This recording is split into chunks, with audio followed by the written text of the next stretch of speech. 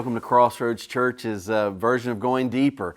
Over the last few weeks, we've been trying to kind of expand a little bit on what was preached on Sunday, and I guess as the term or the phrase is, go a little deeper.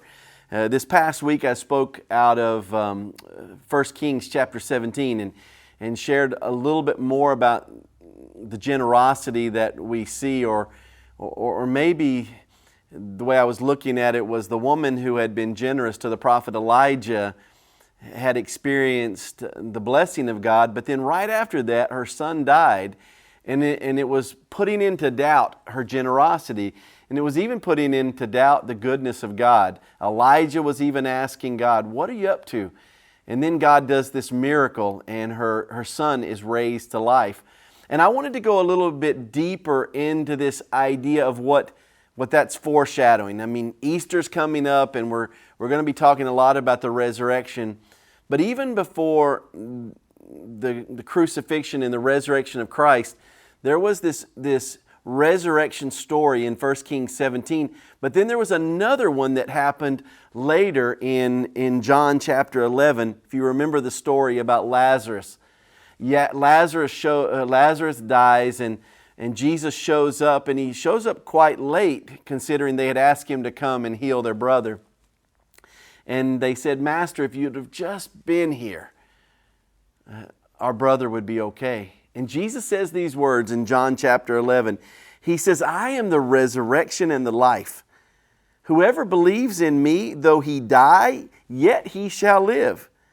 And everyone who lives and believes in me shall never die." Do you believe this? The generosity of God, the goodness of God is on full display with Jesus. With Elijah, we saw how God was so good to the widow of Zarephath, or the widow lady of Zarephath. And he gave her back her son. And here in John chapter 11, we see that Jesus gives back Mary and Martha, their brother Lazarus. The goodness of God, the generosity of God. And maybe tying the two together, it's hard to do, but think about how good God is when we think about the resurrection. Of the greatest gifts God could give us, the most generous gift, He's given us this promise of eternal life.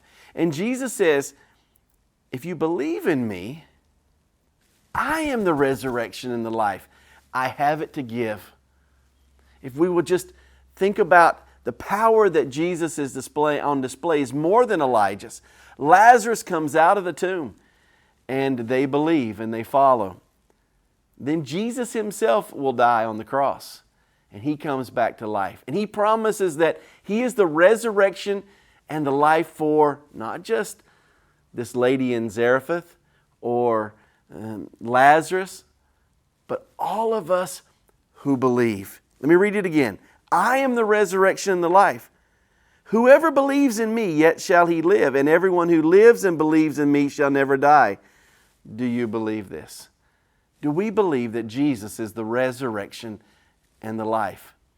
Well, we should, because He gave His life generously so that we could experience an abundant life.